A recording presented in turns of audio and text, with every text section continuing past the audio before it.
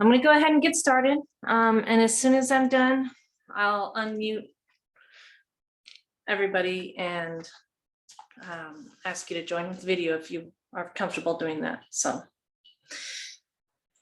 tonight we're going to be, I'm going to be talking about the holy instant and what it means according to A Course in Miracles.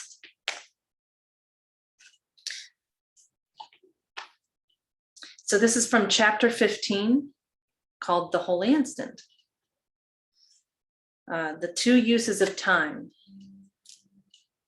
Can you imagine what it means to have no cares, no worries, no anxieties, but merely to be perfectly calm and quiet all the time?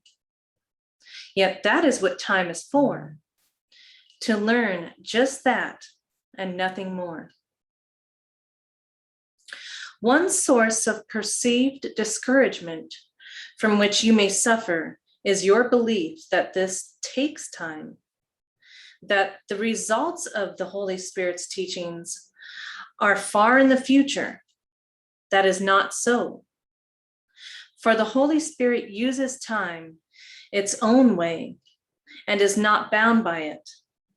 And all the waste that time seems to bring with it is due to your identification with the ego, which uses time to support its belief in destruction.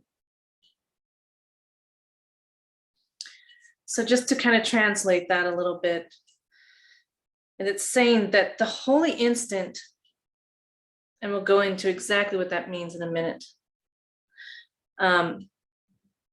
is always here with us now. It doesn't take any time. You don't have to do anything special to get there.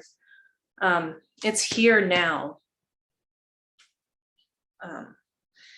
And it's only the ego that tells you, oh, well, I'm not ready. I need to do this, or I need to do that, or I need to have such and such. None of that is true. Whatever the ego tells you is just falsehoods. All you need is now. And the holy instant is available to you any moment you choose it. The Holy Spirit would undo, oh, hold on, let me go back a little bit. How bleak and despairing is the ego's use of time, and how terrifying, for underneath its fanatical insistence that the past and the future must be the same is hidden a far more insidious threat to peace. And this threat is the belief in guilt. The Holy Spirit would undo all of this now. Fear is not of the present, but only of the past and the future, which do not exist. There is no fear in the present when each instant stands clear and separated from the past, without its shadow reaching out into the future. Each instance is clean, untarnished birth. And the present extends forever. It is so beautiful and so clean and so free of guilt that nothing but happiness is there. Immortality and joy are now.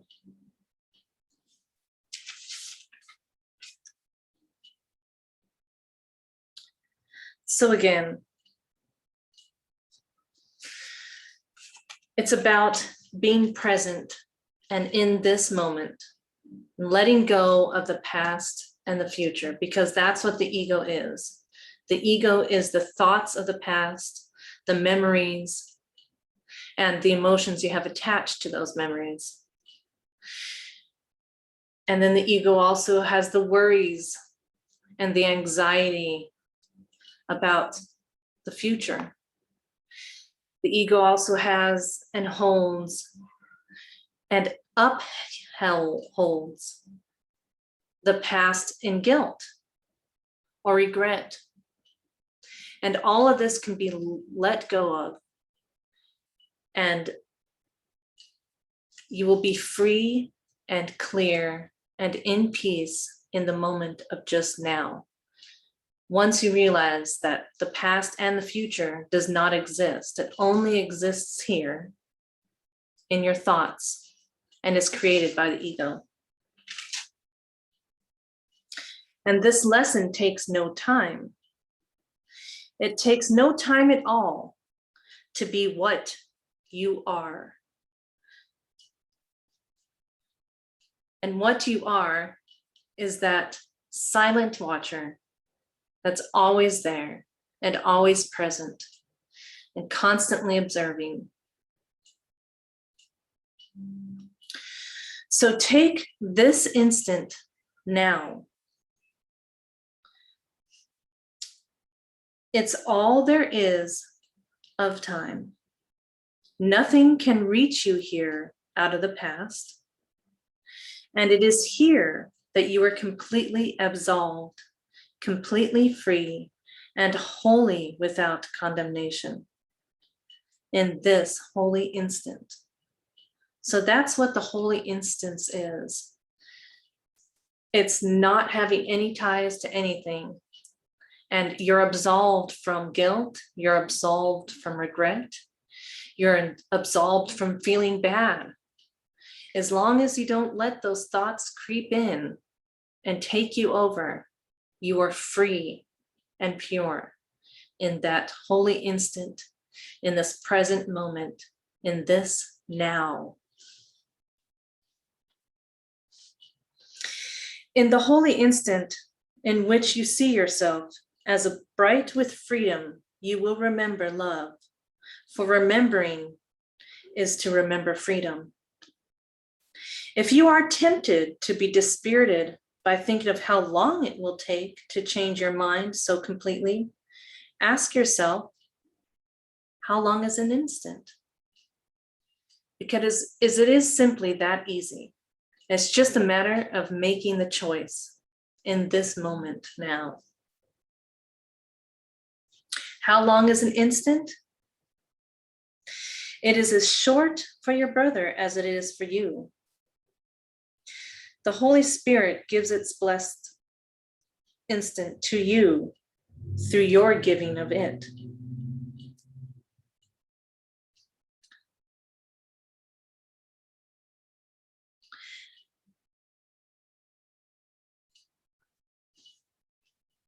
When you're in the present moment and you're just in joy, in now, it does take a bit of giving.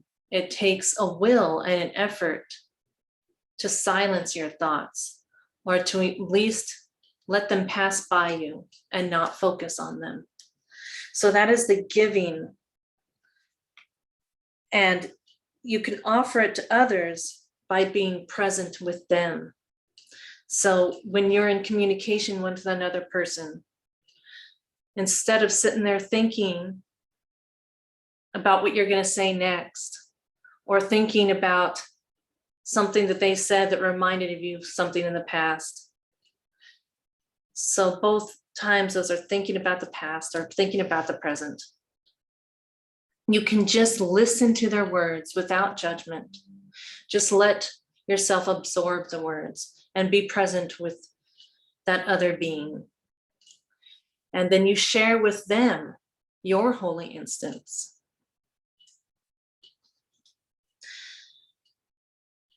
Again, how long is an instant?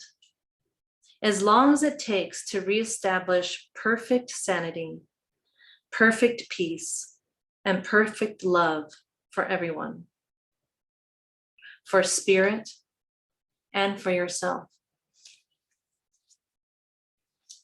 Do not be concerned with time, for the instance of peace is eternal, because it is without fear and it is without thoughts of the future.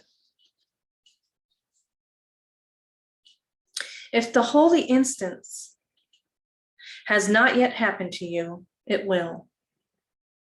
And you will recognize it with perfect certainty. And you can practice the mechanics of the holy instant and will learn much from doing so.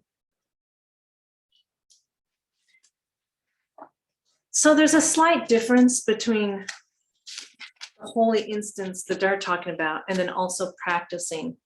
Because once you are in the holy instance, you will recognize it.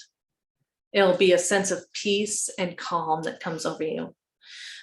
But in meditation, and just any moment you want, you can practice the holy instance by just being vigilant and listening to those thoughts, catching them, and then letting them go.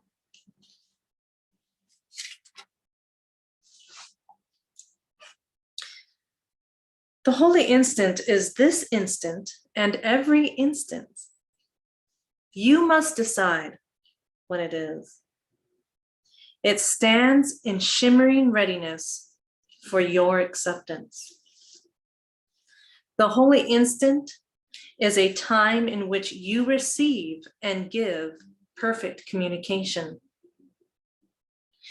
It is a time in which your mind is open. And I would add here, in which your heart is open and your soul is open to both receive and give from spirit. The necessary condition for the holy instant does not require that you have no thoughts that are not pure, but it does require that you have none that you would keep. So what this means again is that it's not that you don't have any, they're saying it's that you don't have thoughts that are not pure, but it's not like you're not going to have thoughts come and go. It's just that you don't keep them.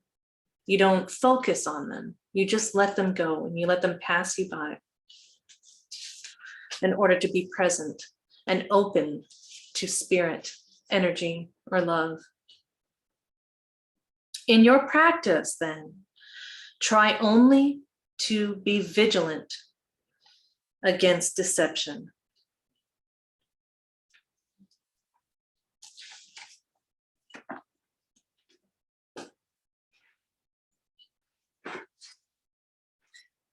So practice with me now, if you will. Take a few deep breaths and just sit and listen to your thoughts. As they come, recognize them. Try to see if they're from the past or if they're about the future. And then just let them go and find the space in between those thoughts. Do this with me now.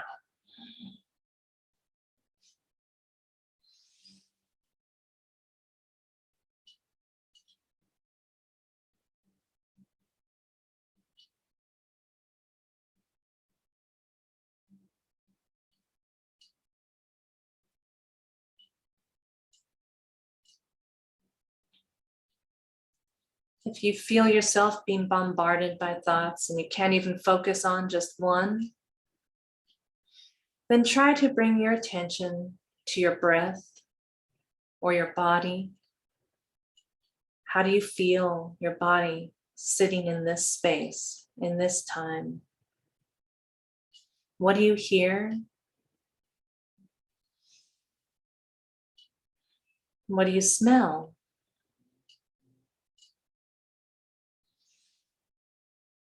And then perhaps you can start catching those thoughts.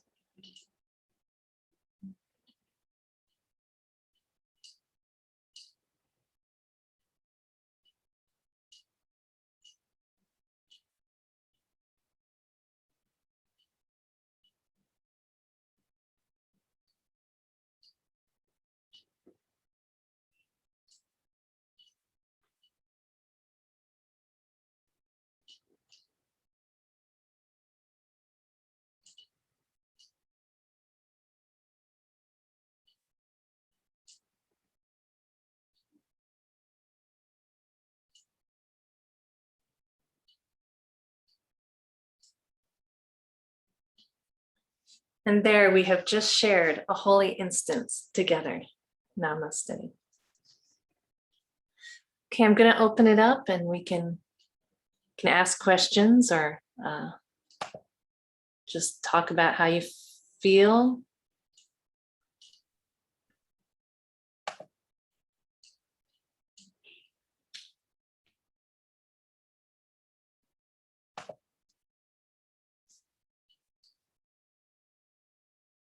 Okay, Brent, you're unmuted. You want me to start my video or can you do that? Yeah. No, I don't think I can. I was trying to, but oh, there we go. I can ask, but I just did it. or you did it and I did it. And there was a holy instant and it happened. Yeah, I like the idea of the holy instant because it's all about the present moment, the only real time that there is.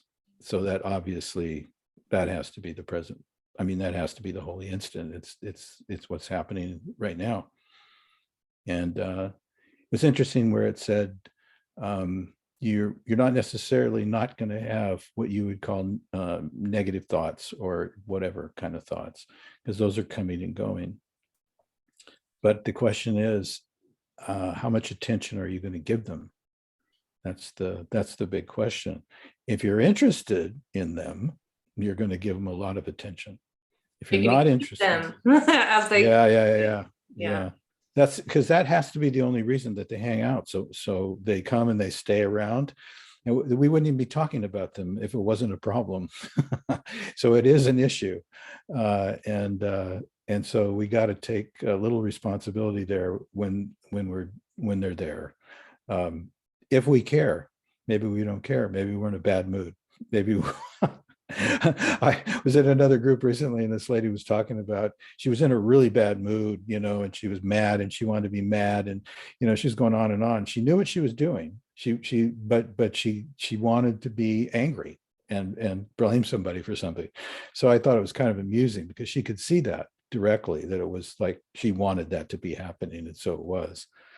So it's interesting that it sounds so easy, to be able to catch this stuff and to let this stuff go and all that. And maybe it is, but there are times when I wake up and I know that I've been not in the holy instant for a while, and I didn't really realize it at the time, but now I'm seeing that. And so that happens too, where you get surprised. Gee, where have I been for the last 10 minutes? So you got to be awake. You got to be vigilant, like you say. It's funny that you mentioned awake. I like that analogy, but it also kind of pertains to dreaming. I think of dreaming for a second there, and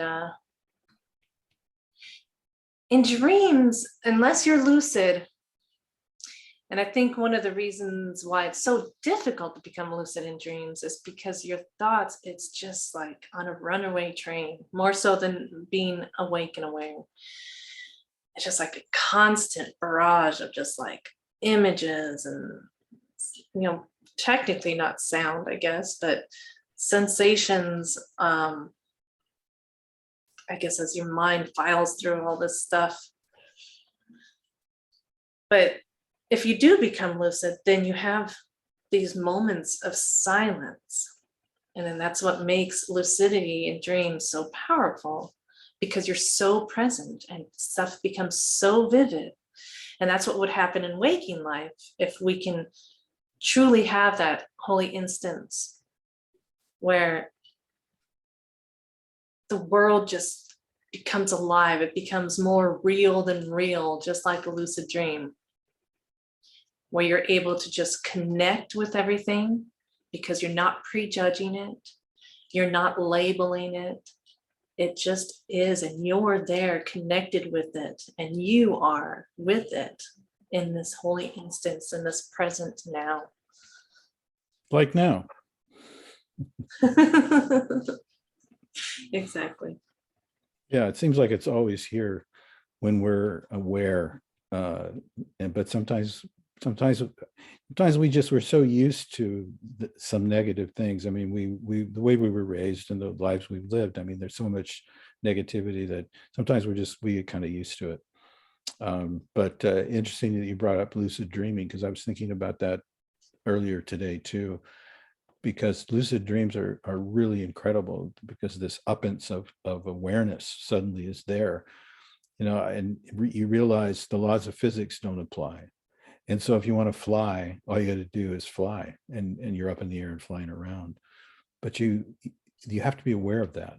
It's all about awareness, because I think so many people are unaware that much of the holy incident, because they're so preoccupied with their own lives and their own egos, and they think they are their egos, and so they're just possessed. It's like they are possessed, literally with that. And so they have to wake up. They have to see past that. And if you're not doing that and you're just present with them, they'll detect something different about you, and that will give them an opportunity, because you're a beacon for it. You're living the truth of that, and so they're going to pick up on that. So that's probably the best way to tell people about it, is just to be a living example. I've come to that realization myself recently.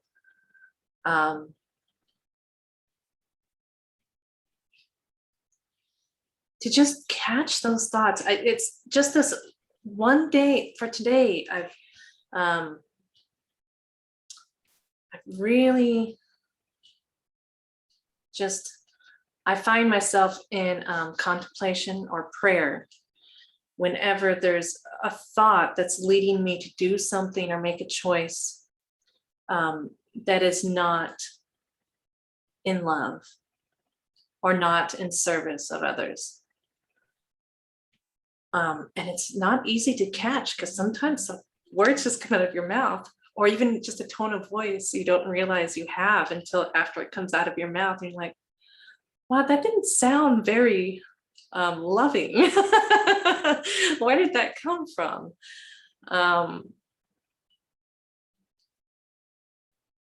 And yes, the idea of awakening, that's why they call this a spiritual awakening, because it is like awakening to a whole new realm of possibilities, to be in control and to always be making a conscious choice about your thoughts, your actions, and your emotions in every moment.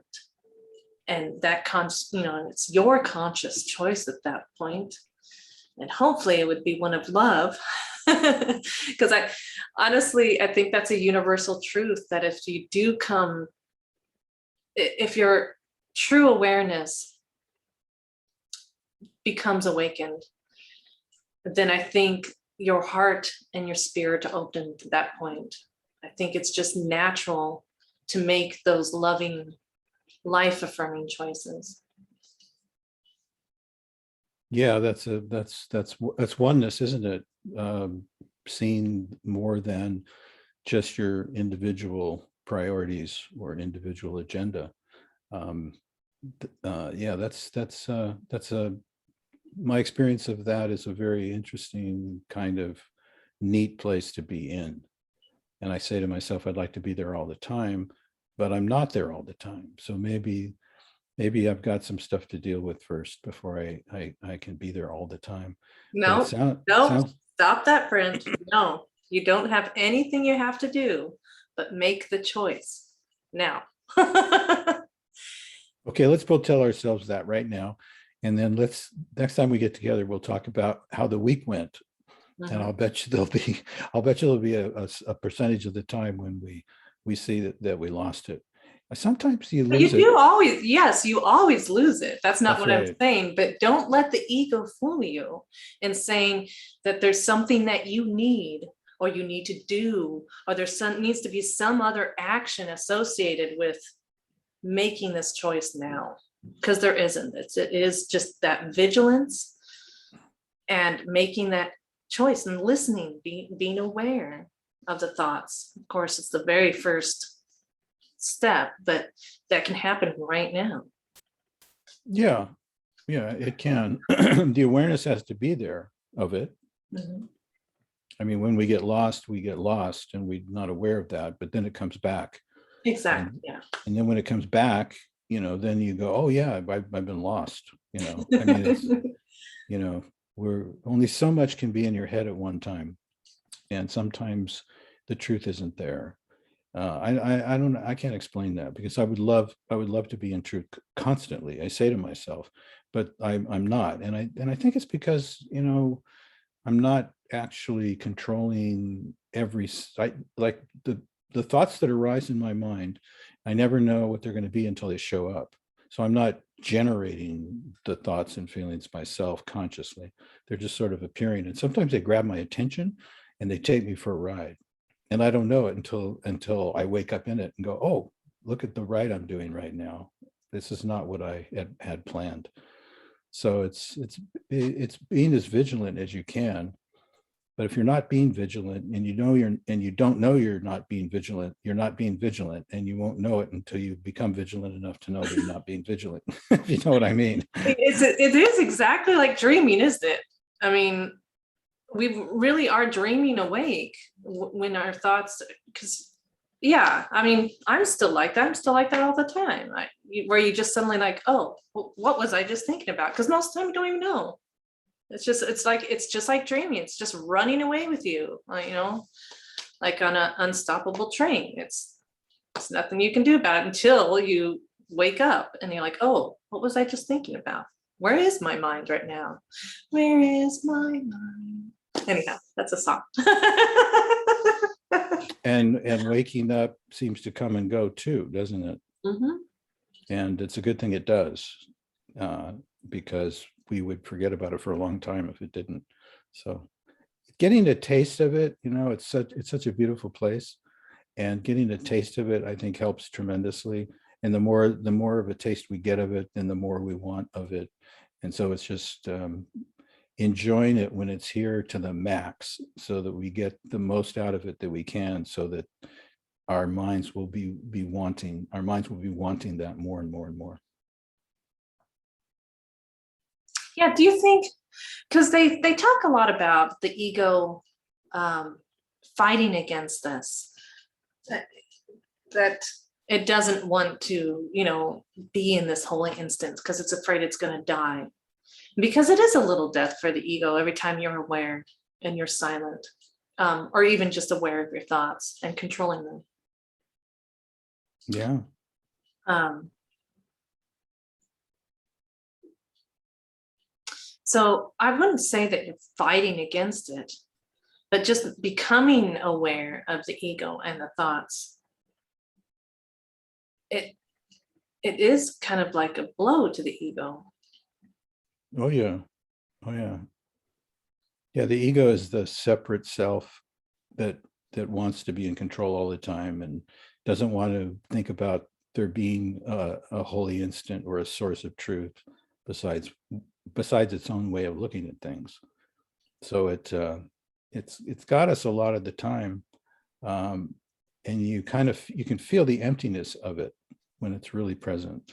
So there's something missing when you're in your ego. It's just not enough.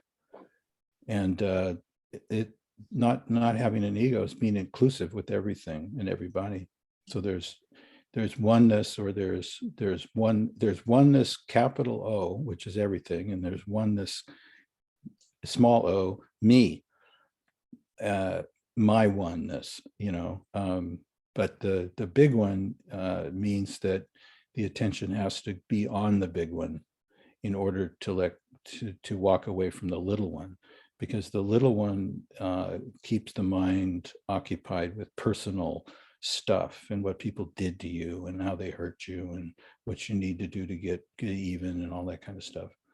So my experience is that begins to dissipate the more and more of a look, see, sort of an experience I have with oneness. The more oneness I have experience with, the more the ego doesn't look so hot, and so it seems to sort of, you can't really try and get it to go away. You can't really like pull a sword out and cut the ego in half and kill it. In fact, that's egoic activity, thinking that you can get rid of the ego that way. So you have to, in fact, you have to almost love the ego and understand how it works before you can see it go. You have to look it directly in the face. And then you have to have the experience of oneness. You have to have the experience of love. You have to be in an environment that allows for that, or you're probably not going to get much of it. So being in the right environment, being around the right people, reading the right stuff, being able to express yourself, so you can see your ego. Other people can see it and then tell you about it.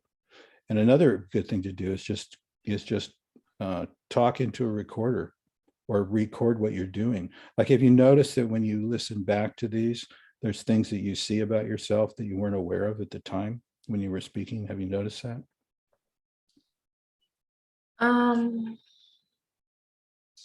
No.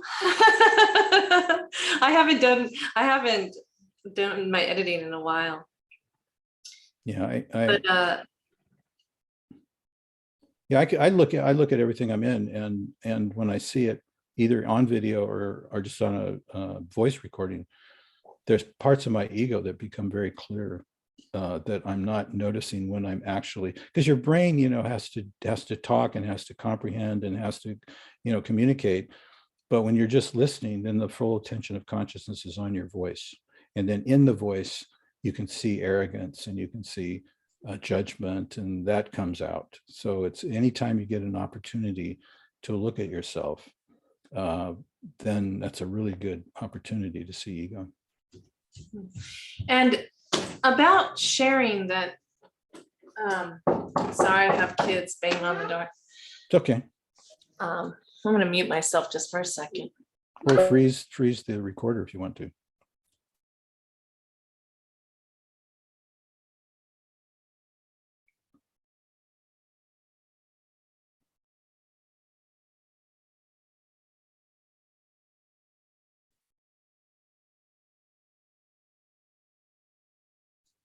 While we're waiting.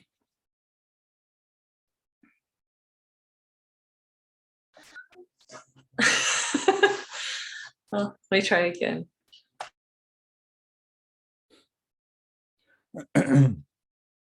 While we're waiting, how are you doing?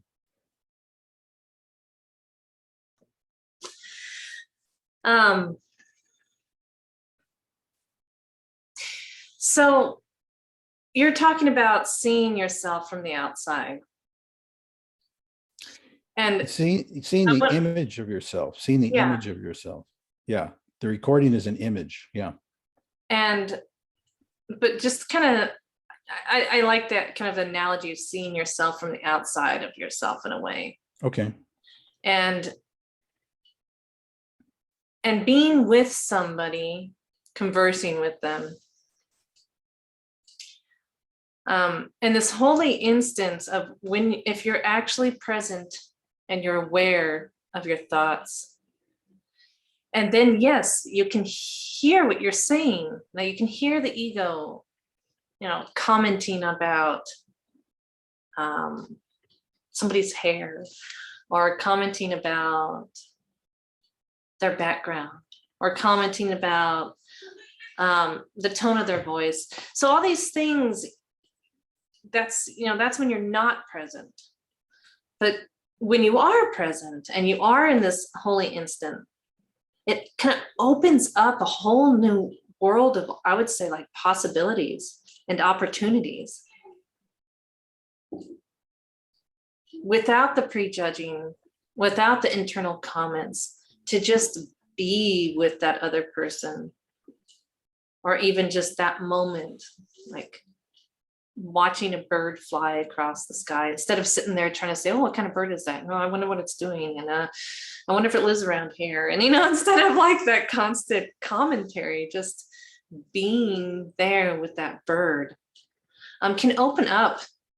It's just like I said, this peace, and just a whole nother aspect to life. Like waking up in a lucid dream, you might find possibilities or opportunities, or the voice of spirit talking to you instead of your own ego. So when you do open yourself up like that, you do receive. So when you give your openness and you give your present moment over to the now, because that does take energy. It is quite a bit of giving. You do receive. This universe or the spirit or love gives you something in return if you are aware enough to catch it and hear it or see it or feel it. Yeah, sure. Yeah, when that happens, yeah, that works wonders. That's wonderful. And it's a nice feeling to know that that's all you need in that moment. Also, that holy instance is all you really need. You don't need to be telling everybody how cool you are in whatever way you think you are. You can just be there and listen to them say that and understand what's going on and be fine where you are. That's even a better beacon, because they'll spot you and they'll go, gee, you're different. You're not like everybody else. You know, I'm sure people looked at Jesus and Buddha and people like that and felt that when they were in their presence. Yeah. Or most recently, Peace Pilgrim. I know I mentioned her last time. Yeah, she was walking. Wasn't it in the 70s that she was walking? 60s and 70s. She 60s and walked 70s. for 28 years. She Did walked she? until she died, actually. Wow. And what's Wow. funny is she was in a car when she died. She just would have kept to walking. Maybe she would have. No, it was just her time. So, but this is completely just, I can't believe one book or just one person can be so inspiring. I have a whole new outlook on life and purpose, and I just hope I can hold on to that. It's just been so inspiring reading this. And some people might call it blasphemy, but to me, reading this, she is like a modern day Jesus Christ. I mean, if there ever was a second coming of Christ, this woman would have been it. Just her words are just, like I said, they're so inspiring. They're so pure. There's just, you can tell they just are coming from the heart, and that she has lived this. She's living in the holy instant. Is that what you're saying? Yeah. She's talks about before she went on the pilgrimage, just this moment which she calls a spiritual illumination, I think is the word she used, where she just felt like she was like on this spiritual mountaintop. And once she got there, and you know, the Eastern teachings tell us that is enlightenment. Once she gets there, just like there's no going back. You can't walk away from that. It's with you always then from that point forward. And you can choose to like come out of it, or you can choose to stay in it. But if that's, you know, your choice at that point, but you can always come back to it. If it was a choice, I would have already made that choice, and I've been there a long time already. If it was that simple. I mean, I know that's what the Course says, but oh no, like, she was, as far as like the Course in Miracles, yeah. Because it's here right now, right? Yeah, but we may not feel it that strongly, but it is here right now. The potential of it to be here right now. Exactly, the potential. So what's keeping us from saying, okay, I choose it forever, for every moment in the present, forever. I choose it right now. What's to keep us from doing that and then experiencing that? Because well, like the Course in Miracles says, is the vigilance. You have to keep that constant vigilance. So there at one point or another, with enough practice, yeah, you'll come to a point of no return, where you don't have to work it anymore. And just like what you said earlier, you get better at it every day. You choose it. So every moment you catch yourself and you wake up for that instant. And it's, and the more times you wake up, the longer you'll be able to hold on to that instant. So yeah, it will gradually become more and more and more until it becomes easier and easier and easier. And then you'll always be there. It's just like if you were so good at lucid dreaming, every time you went to sleep, you lucid dream, because you've gotten so good at it at that point that you always are lucid in your dreams. There's no other way to dream anymore. So I do believe it's possible. And that's what I was saying about this Peace Pilgrim book, is she has just proven to me that it is completely possible, that this isn't some fantasy like I used to always think with Carlos Castaneda books. That's always seems so far-fetched to me. But I even see the reflections of Carlos Castaneda in what she says too, where Don Juan talks about constant vigilance, where he talks about tightening up your life. And that's what she talks about. At the beginning, she talks about things you need to do in order to conserve your energy so that you can make that choice more often, so that you are aware more often. Because you've cleaned up your life enough, you've tightened your energy value, or what Carlos would say, you've stored enough personal energy so that you can rise to the state of awareness. That's what he talks about, waking up, as those heightened states of awareness is the term he uses. And those are those moments when you are aware and in that holy instant. So. By the grace of whatever brings the thoughts and feelings to us. Yeah.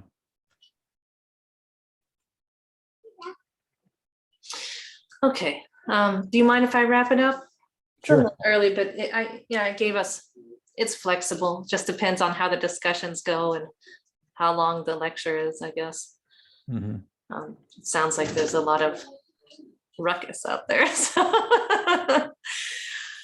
Hey, I appreciate you spending your time with me, taking the time out of your day to make this a possibility.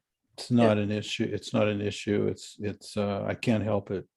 Whenever the possibility exists to get more and more in touch with truth, I go in that direction. And tonight at this time, this was available. And so this is the direction I had to go into. I don't feel like I'm controlling it. It's just that's it manifests opening yourself inside up me. to spirit. That's right there. That's exactly what we're talking about. You've opened yourself up to this, and you've been guided by spirit or love. But that doesn't mean I still can't be grateful. I can be grateful for spirit That's leading you be here. grateful for the spirit that entered me, that got me to come here. Be grateful for that. Absolutely. Absolutely. Okay, well, until next time, Brent. Okay. Bye-bye. Take care.